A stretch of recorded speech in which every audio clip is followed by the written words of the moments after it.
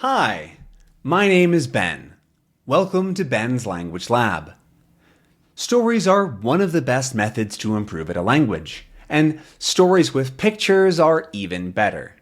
So today, we're going to read a comic together. This video is meant for beginner-level English learners, and if you need, there are subtitles available. Or you can see the entire transcript on benslanguagelab.com. Make sure you subscribe for more videos like this one. Your job is to watch, listen, and enjoy. We're currently reading Tintin and the Secret of the Unicorn. If you haven't seen the other episodes, click the link in the description to watch from the beginning. Let's start learning. If you remember to last time, Tintin and the locksmith and the landlady had just crashed into Captain Haddock's apartment, where he's holding a sword and is wearing a hat with a feather sticking out of it. Let's see what happens. Oh, I've got to go back to the top. And he says, "Avast, pirates, avast there!" And then Tintin says, "Captain!" Avast is a bit of an old word. It sounds very piratey, right? If somebody says, "Arr," right? That's a pirate, sort of like this guy. And it means hello or look out or something like that. Avast, pirates, avast there. And then avast, you dogs, sea gherkins, baboons. And so he's yelling threats at them, right? Gherkin is a cucumber. They're green. They're like this. They taste good. But a sea cucumber, right, is like an idiot, a fool. You dogs, you dirty dogs, you baboons. A baboon is a type of monkey, right? And he scares them out of his apartment.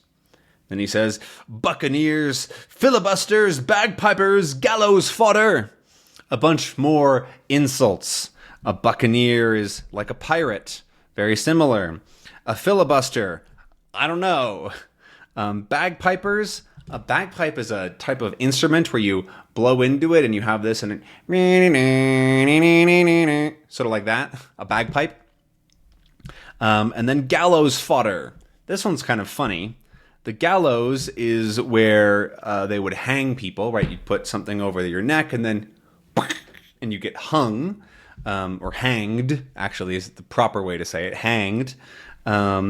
And so he's saying that you ought to be hanged. They should hang you, to them. So insults, essentially. But then he says, "We've won. That's got them on the run with a yo-ho-ho and a bottle of rum." We've won. We did it. They've gone away. They're on the run. They're running away on the run. And then a yo-ho-ho and a bottle of rum is like a sea shanty, a song, with a yo-ho-ho and a bottle of rum. Rum is a liquor, an alcohol, very common on boats in that time. And so they like to drink rum. And then Tintin asks him, "What's all this play acting for?" Play acting is when you dress up like a pirate and have a sword and pretend to be a pirate, right? You're maybe like kids like to play act, right? I'm a superhero. You're a superhero. Let's play, right? Play acting. And then he says, "Play acting? This isn't just an act, or this isn't a play. Come in and you'll understand." He wants to show Tintin something. Come in and we'll look. You'll understand. "Look here. You see that man?" And then Tintin responds, "Yes, he's one of your ancestors. What about it? Why does that matter?" "Well, last night, when I was thinking about that strange business of the ships, I suddenly remembered that up in the attic I had an old sea chest belonging to my ancestor, and this is it." So a sea chest is this. A chest is what you might open and have stuff inside. And a sea chest is for going to sea, for going on a boat, right? When you go on a boat, you want to bring your stuff with you so that you can live there, because they're going to live there for a month, 2 months, a year, a very long time. And so he had an old sea chest up in his attic. The attic is the upper part of a house where you might keep stuff, right? So if this is your house, there's the door, there's a window, and then you have this up here, there's your roof. This in here, all this space, that is the attic, right? So in here would be the attic because there's a lot of space to keep stuff, but you don't really want to live up there. And so we had this chest in the attic. In the chest, I found this hat and this cutlass. And also, a cutlass is a kind of sword, right? A pirate sword. This is a cutlass. And also, and then Tintin gets excited. I know, treasure, or a treasure map. And then he responds, no, not treasure. I didn't find treasure, but something like it. Old manuscript by Sir Francis Haddock. Look, I started reading them yesterday evening, and I read all night. So he was up all night reading. He was reading the book all night. They're manuscripts, and so they were written by him. This actually comes from the word manu is like hand, writing, right? Mano in Spanish is hand, and script is writing, escribir, if you speak Spanish. And so that's where this word comes from, and it's when something is written down in a book, typically by hand. That's not necessarily true nowadays. The meaning has changed, but that means that this has lots of information from this guy, from Sir Francis Haddock. And it says, the Journal of Sir Francis Haddock, Captain of the King's Navy, Commander of the vessel Unicorn. Aha! So it is called the Unicorn. And the journal means that he wrote his life, his story in there. And he was a captain in the Navy and commanded the Unicorn. The vessel is a word for ship, and we might have talked about that. Captain is somebody who controls the ship. They're in charge. Do this, do that. They're giving the orders. And the Navy is the ships that are controlled by the government or a country. So, for example, England or Spain had a navy, and they go on the water, and there are a bunch of ships, and it's like an army, but in the water. And so then we keep going. He says, I was still reading that when you came in. That's why you found me a little overexcited. But what a story. Just listen to it. He was a little overexcited because he ran out and was shrieking at them, Avast, you dogs! Right? A little overexcited. Because he was still reading. He was reading really heavily. He was very invested. It's like, I want to keep reading. But he says it's a good story. And then he wants to tell it to Tintin. Just listen to it. It is the year 1676. The Unicorn, a valiant ship of King Charles II, has left Barbados in the West Indies and set sail for home. She carries a cargo of, there's a good deal of rum aboard. Cargo, and then this is probably rum, right? He's drinking something. Rum is, like I said, the beverage, the alcoholic beverage that it has on board.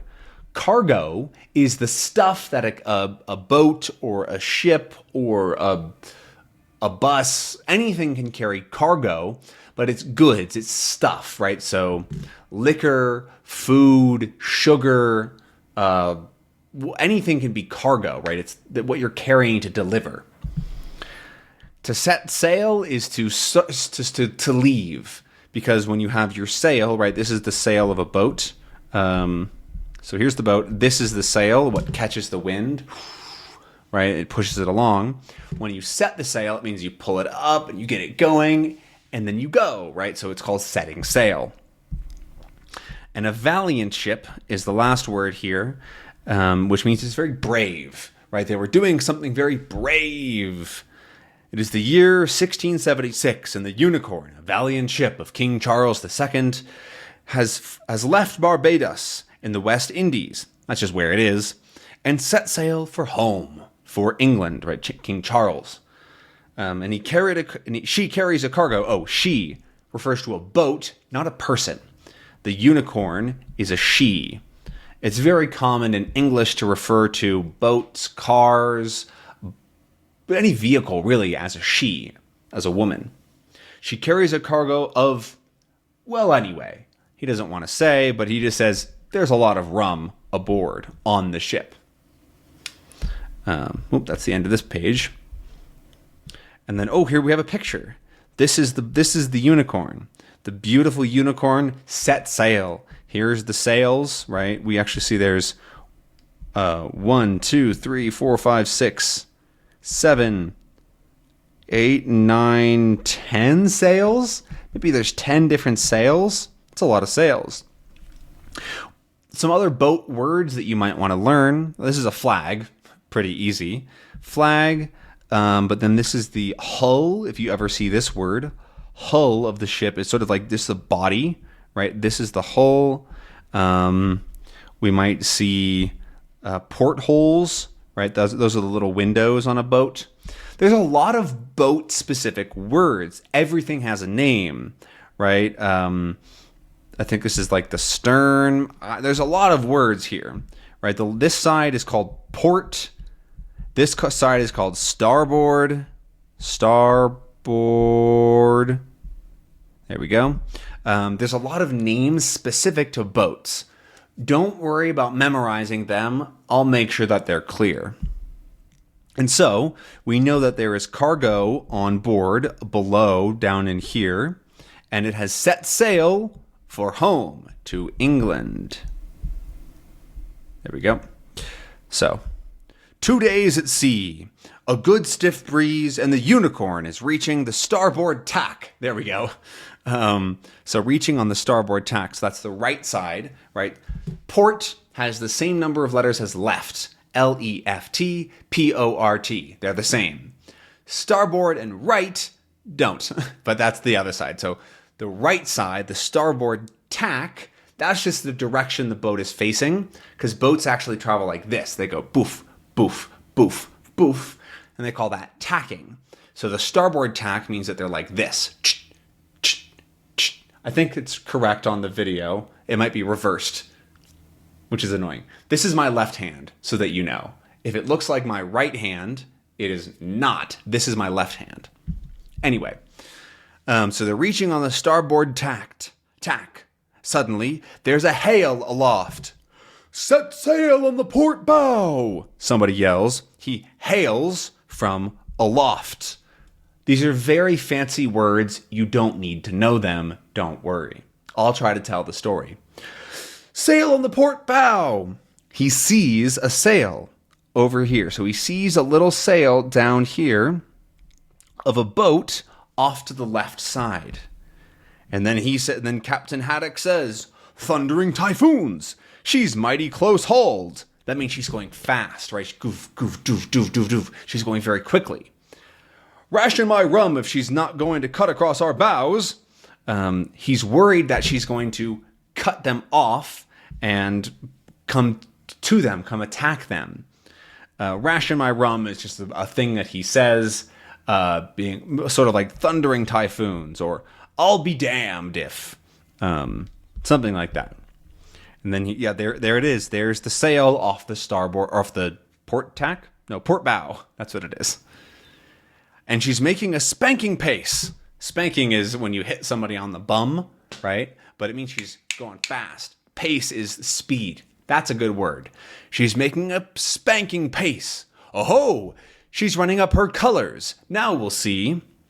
The colors is the flag, right? To show who you belong to, right? So you see here is the British flag back there, and those are their colors, right? And so if a ship is flying the colors of the pirates, that's not a good sign.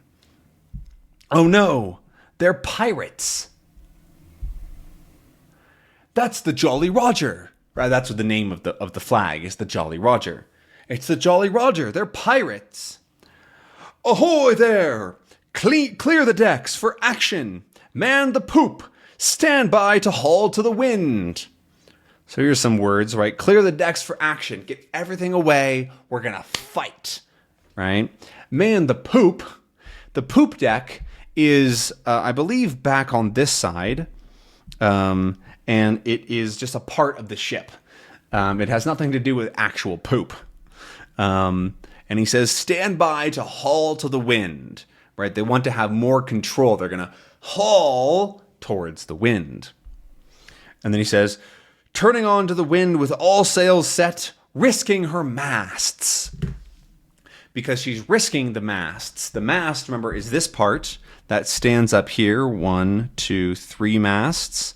Because if you go directly into the wind, right, so the wind is coming right at you, like if the wind is coming directly this direction, it can snap the mast.